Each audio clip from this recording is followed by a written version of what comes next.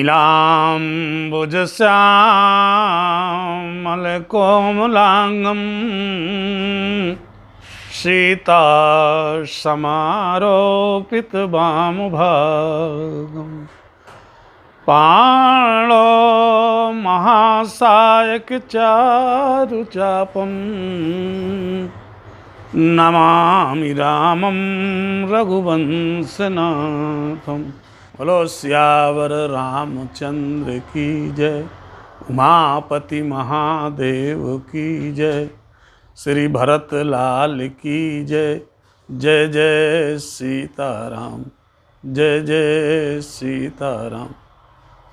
पिछले दिनों हम लोगों ने देखा कि चित्रकूट में सारे लोग इकट्ठा हैं, सभा लगी हुई है और सभा में गुरु वशिष्ठ जी भगवान श्री राम से कहते हैं क्या कि भरत विनय सादर सुनी, भरत विनय सादर सुनी, अरे करिए विचार बहोर, और करब साधु मत लोक मत निपुणय निगम निचोर, सियावर रामचंद्र जी की जय। वशिष्ठ जी ने भगवान राम से कहा कि भरत जी कुछ कहना चाहते हैं, उनके निवेदन को श्रद्धापूर्वक सुनिए और उस पर विचार करिए। करब लोक मत साधु मत, साधु के मत क्या है, सज्जनों का क्या मत है, लोक मत क्या है, जनता जनार्दन का क्या मत है, लोक वेद रीत वेद क्या कहते हैं और राजा की नीति क्या कहती है, इन सब पे विचार करके फिर अपना निर्णय देना, ऐसा वशिष्ठ जी ने कहा। जब चित्रकूट में सभा लगी हुई थी उसी समय जनक जी आते हैं, उनके साथ पूरा जनकपुर का समाज था, मिथिलापुर का। माता सुनैना जी थी और जब माँ जानकी जी को अपनी पुत्री सीता को जनक जी ने देखा तपस्विनी वेश में, तो गोस्वामी जी लिखते हैं कि जनक जी की स्थिति क्या बनती, जनक जी की क्या दशा होती, क्या कि तापस बेश अरे जनक सिय देखी, अभेश प्रेम परितोष विसेखी, पुत्र पवित्र किए कुल दो, पुत्र पवित्र किए कुल दो, असुवज सुजस धवल जग कहा सबको। माने सीता जी को देख करके जनक जी के मन में बड़ा संतोष हुआ और कहते हैं, पुत्री तुमने दोनों कुल को पवित्र कर दिया। ऐसा सभी लोग कहते हैं कि तेरे निर्मल यश से सारा जगत उज्जवल हो रहा है, ऐसा जनक जी ने कहा। और फिर जनक जी कहते हैं भरत जी के विषय में माता सुनैना से क्या कि भरत अमित अरे महिमा सुन रानी, अजान ही राम न सकहीं बखानी। ऐ रानी, भरत जी का अपरिमित चरित्र, अपरिमित महिमा है, जिसको केवल भगवान राम जो है जानते हैं, लेकिन वो भी वर्णन नहीं कर सकते। भगवान राम से भरत जी निवेदन करते हैं क्या, सानुज पठई मोहि बन कीजिए सब ही सनात, न तरु फेरी हैं बंधु दो, नाथ चलो मैं साथ, सियावर रामचंद्र जी की जय। भरत जी भगवान राम से कहते हैं कि सानुज पठई मोहि बन, भाई के सहित मुझे अर्थात शत्रुघ्न और मुझे आप वन को भेज दीजिए और जानकी जी सहित आप अयोध्या को आइए, अयोध्या लौट चलिए, जिससे सभी लोग सनात हो जाएं। और अगर आपको ऐसा ये नहीं माने बात समझ में आ रही तो दोनों भाइयों को भेज दीजिए, मैं आपके साथ चलूँगा।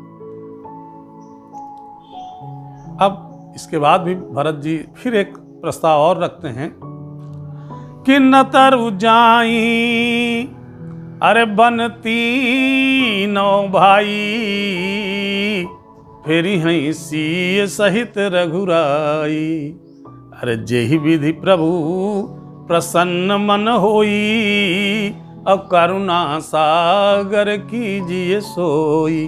भरत जी ने अपने मन की बात कह दिया कि हम दोनों भाई वन को जाएं, आप जानकी जी सहित लौट जाएं वापस अयोध्या को।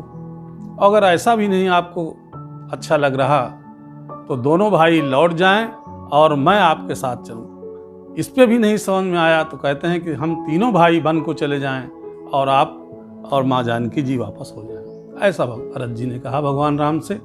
भरत जी की बात को सुन करके, भरत जी की इतनी प्रीति और विनीत बात और निश्चल बात को सुन करके भगवान राम कहते हैं क्या कि भरत, तुम इतने पवित्र हो, तुम्हारा आचरण, तुम्हारा चरित्र इतना पुनीत है कि तुम्हारे विषय में अगर किसी ने मन से भी बुरे विचार ला लिए तुम्हारे ऊपर तो उसका ये लोक भी नष्ट हो जाएगा और परलोक भी नाश हो जाएगा। क्या कहते हैं भगवान राम?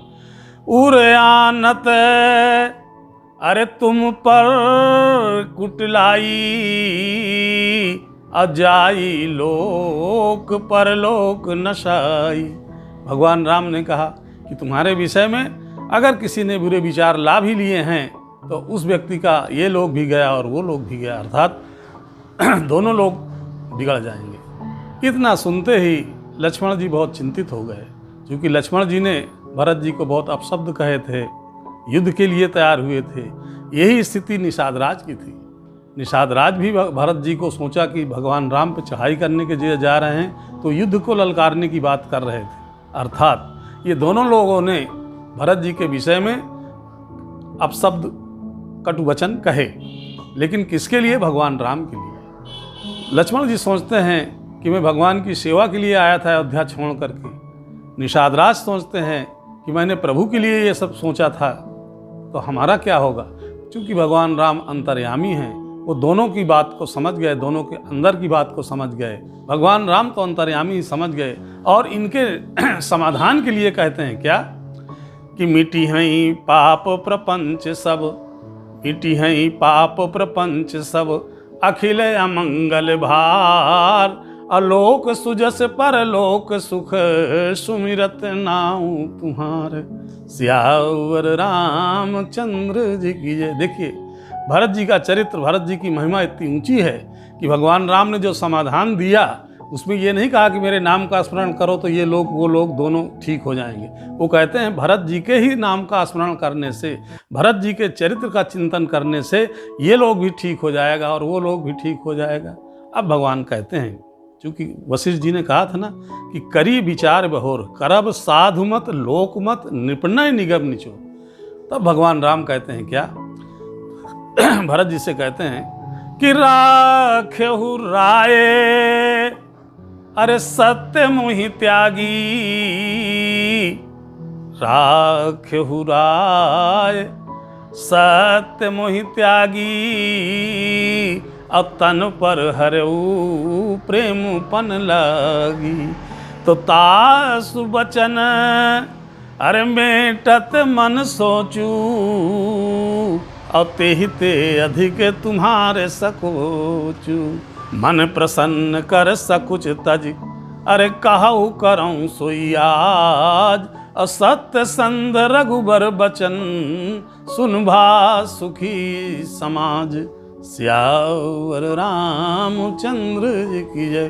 भगवान राम ने भरत जी को कहा क्या कि राखे हु राय सत्यपन मोहि त्यागी। पिताजी ने, महाराज दशरथ जी ने, महाराज ने सत्य को रखने के लिए मेरा त्याग कर दिया, और चूंकि मेरे प्रेम में उन्होंने अपना शरीर भी त्याग दिया। तास वचन मेटत मन सोचो, उनके वचनों को न मानना मेरे मन में बहुत संकोच हो रहा है, और तेहते अधिक तुम्हारा संकोच हो, और उससे भी ज़्यादा तुम्हारा संकोच है। इसलिए हे भरत, मन प्रसन्न कर सकुच तज, अपने मन में प्रसन्नता लाओ और सारे संकोच त्याग करके जो कुछ तुम आज कह दोगे वो मैं सब करूँगा। इतना सुना सत्य संकल्प प्रभु की बात को सुन करके सारा समाज आनंदित हो गया। अब भरत जी विचार करते हैं, क्या विचार करते हैं कि स्वामी की सेवा, सबसे बड़ी सेवा यही है कि स्वामी को किसी प्रकार के संकोच में न डाला जाए। अपने व्यवहार से, अपने आचरण से, अपनी वाणी से स्वामी को हम किसी प्रकार का कष्ट न दें। ऐसा विचार करके भरत जी कहते हैं क्या, सहज सप्रेम स्वामी सेवकाई, अस्वार्थ छल फल चार बिहाई। आज्ञा समना अरे सुसाहिब सेवा, असो सादर जनु पावै देवा। भरत विनय सुन देख सुभाऊ,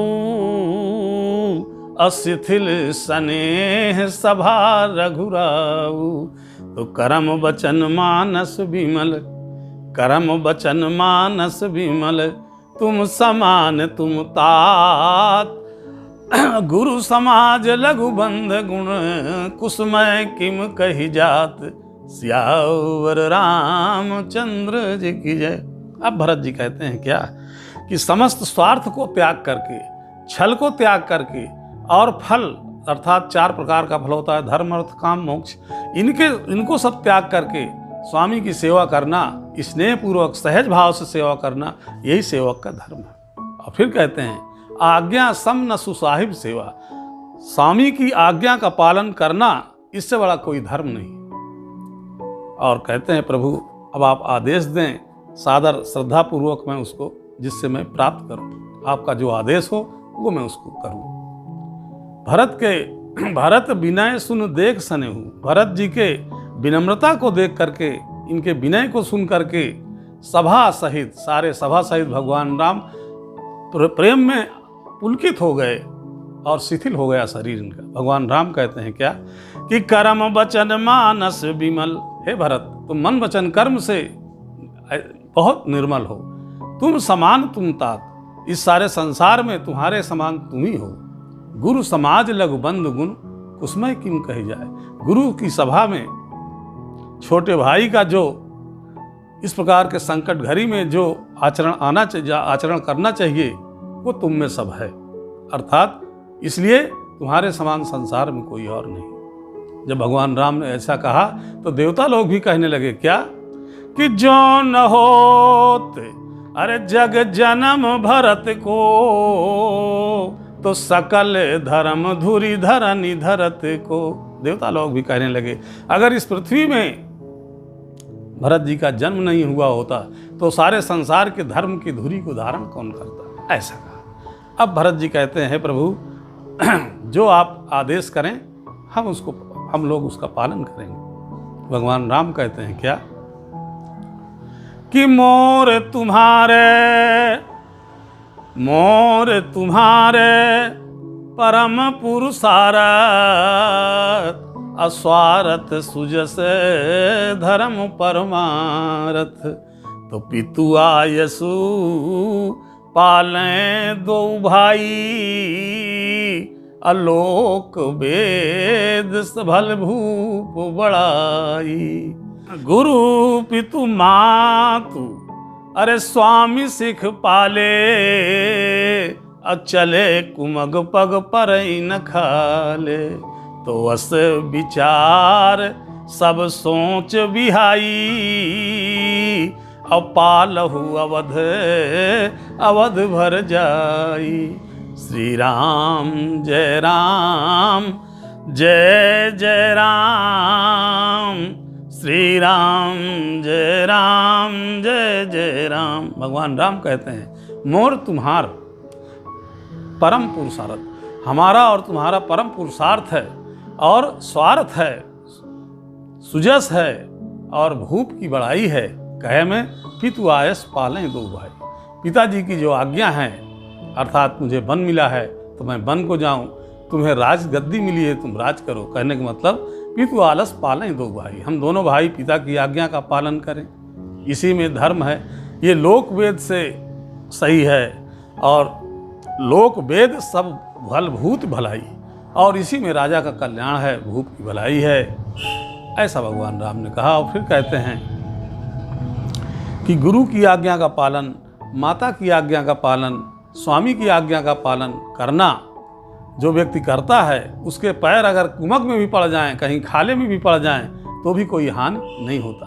अस विचार सब सोच भी आई, अय भरत अय भाई, ऐसा विचार करके हमारे सारे संकोच को त्याग करके, हमारे सारे दुख को त्याग करके पालव अवध अवध भर जाई। अयोध्या का पालन पोषण पालन करिए अवधि तक, जब तक समय है, माने 14 वर्ष, ऐसा भगवान राम ने कहा। तो भरत जी ने कहा कि प्रभु, इतने बड़े सिंहासन का बोझा भार मैं अपने सर पे कैसे संभाल पाऊंगा। जिस प्रकार से व्यक्ति अगर कोई सामान, वजनदार सामान अपने सर पे रखता है तो उस सामान और सिर के बीच में एक कपड़े की गुड़री बनाता है, उसको गुड़री बोलते हैं, उसको रख लेता है। फिर उसके बाद से जब सामान रख लेता है भार, तो उसको कष्ट नहीं होता, अर्थात वो भार को संभाल लेता है। तो भरत जी ने कहा, प्रभु मुझे कुछ अवलंबन चाहिए। भगवान राम कहते हैं क्या, भगवान ने क्या किया, प्रभु करे कृपा अरे पावरी दीन्ही, असादर भरत शीस धर लीन्ही। भरत मुदित अवलंब लहेते, अस सुख जस सिय राम रहेते। जैसे भगवान राम ने कृपा करके अपनी पादुकाएं दी, खड़ाहूं दिया, भरत जी ने उसको श्रद्धापूर्वक सादर पूर्वक अपने सर पर रख लिया और मन में प्रसन्न हो गए। भरत जी मुदित हो गए, प्रफुल्लित हो गए। अवलंब लहित, ये अवलंब प्राग है ना, चरण पादुकाएं, और ऐसा उनके मन में खुशी हुई कि जैसे भगवान राम और माँ जानकी जी, सीता जी वापस आ गए, घर में आ गए, ऐसा कर। और फिर भगवान से मांगे हो विदा, भगवान राम से विदा मांगी और भगवान लिए राम उर लगाए। मांगे हो विदा प्रणाम करे, अरे राम लिए उर लाए।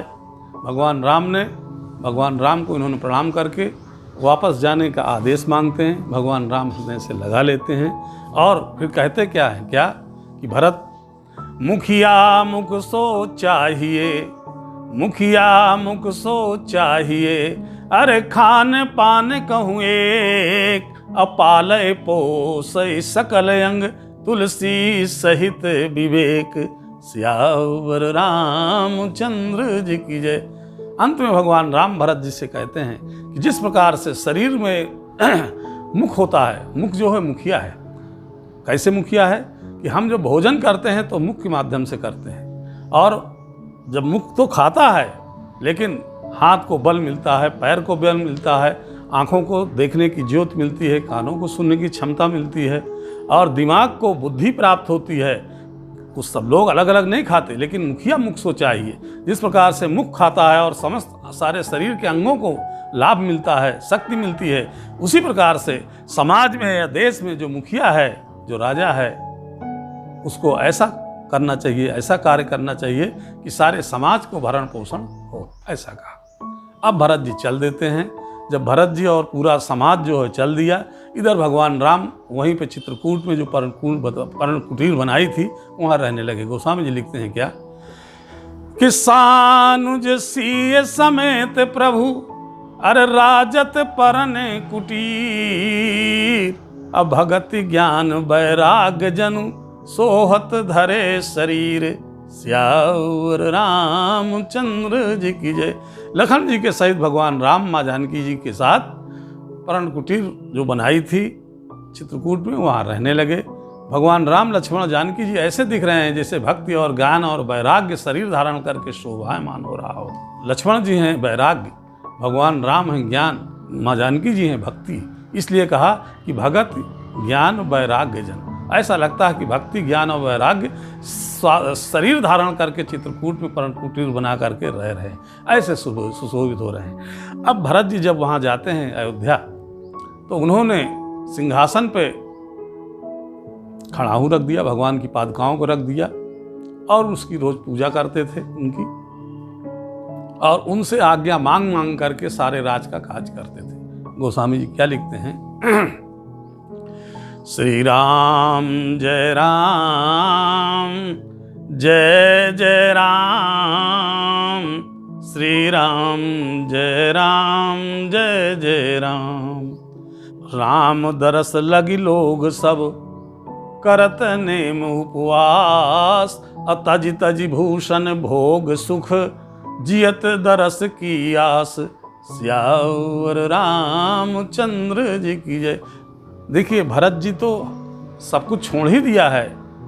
भरत जी के साथ साथ सारे अयोध्यावासी भगवान के दर्शन के लिए, राम दर्श भगवान के दर्शन के अभिलाषा में समस्त भोग सुख को त्याग करके, नेम व्रत करके, उपवास करके किसी प्रकार से जीवित हैं उस 14 वर्ष की अवधि के लिए। ऐसा कहा गया है कि भरत जी ने 14 वर्ष में सारी संपत्ति को दुगना कर दिया, चाहे अन्न हो चाहे खजाना हो।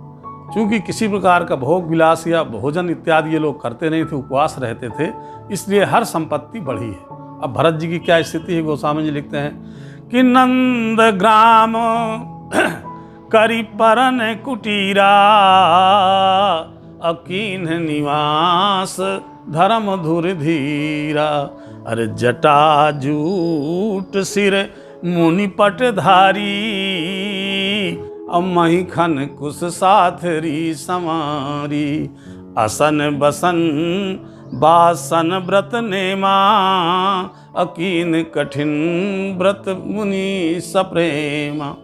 जिस प्रकार से भगवान राम जटा मुकुट जटा जुटुब बना करके चित्रकूट में रहते थे जमीन में, तो भरत जी के मन में विचार आया कि अगर मैं जमीन पे सोऊंगा तो भैया की बराबरी हो जाएगी। इसलिए उन्होंने नंदीग्राम में जमीन को खोद करके नीचे कुछ की साथरी बिछा करके और जटाओं का सर पे जटाओं का मुकुट बना करके और मुनियों जैसा वस्त्र धारण करके कठिन व्रत किया और स्नेह से प्रेम पूर्वक जिस प्रकार से मुनि लोग व्रत करते हैं ऐसा किया। आसन वसन वासन व्रत नेमा, सारे वस्त्र आभूषण सब त्याग दिए, नेम पूर्वक उपवास करके और ऐसा रहते थे मानो जिस प्रकार से बड़े बड़े ऋषि मुनि रहते हैं, ऐसा मैंने किया। और अंत में लिखते हैं क्या कि सिय राम प्रेम पयूष पूरन, होत जन्म न भरत को, मुनि मन अगम जम नियम संयम, विषम व्रत आचरत को, दुख दाह दारिद दोष दूषण, सुजस अपहरत को, कलिकाल तुलसी से सठन हठि राम सन्मुख करत को, सिय राम प्रेम पीयूष पूरन। भगवान श्री राम सीताराम जी के चरणों में इतना आगाध प्रेम भरत जी का है कि ऐसा लगता है कि अमृत जैसा है, अमृत के समान भरत जी का चरित्र है। और गोस्वामी जी लिख रहे हैं कि अगर भरत जी का जन्म न हुआ होता तो बड़े बड़े ऋषियों मुनियों को जब नियम संयम जो व्रत होते हैं, इस व्रत को, कठिन व्रत को भरत जी के अलावा कौन कर सकता था, इनको सुगम कौन करता। फिर कहते हैं कि दुख दोष दूसर दानी, माने जो दुख है, दुख दारिद्र है, दम्भ है, अभिमान है, इन सबको अपने सुजस अपने सुंदर यश से इनको सबको खत्म किया। और फिर कहते हैं कलिकाल तुलसी से सठ। इस कलयुग में तुलसीदास जी कहते हैं कि इस कलयुग में तुलसीदास जैसे सठ को भगवान राम के सन्मुख कौन करता अगर भरत का जन्म न हुआ होता। और अंतिम सोरठा है क्या, इसके पहले परम पुनीत अरे भरत आचरणु, अब मधुर मंज मुद मंगल करनु। भरत जी का चरित्र जो है इतना पवित्र है, इतना निर्मल है कि उनके चरित्र से समस्त संसार के लोगों को, समस्त अयोध्यावासियों को मुद मंगल करने वाला है। और फिर कहते हैं भरत चरित कर नेम, तुलसी जो सादर सुनहि, असीय राम पद प्रेम, अवस होय हो रस बिरत। भरत जी के निर्मल चरित्र को जो नियम पूर्वक और श्रद्धा पूर्वक सुनेंगे, उनको सीताराम जी के चरणों में समस्त संसार के विषयों से विरति हो करके भगवान सीताराम के चरणों में उनका प्रेम बढ़ेगा। ये भरत जी के चरित्र का सुनने की महिमा। इस प्रकार से हमने भरत चरित्र पे अपने विचार रखे। भरत जी का जो चरित्र है, भाई के प्रति, समाज के प्रति, अयोध्यावासियों के प्रति, इस प्रकार का जो निर्मल व्रत, जो निर्मल चरित्र है उनका, इसको सुन करके, पढ़ करके अपने आचरण में हम उतारें, तभी भरत चरित सुनने का हमको फल मिलेगा, उसका लाभ है। बोलिए सियावर रामचंद्र की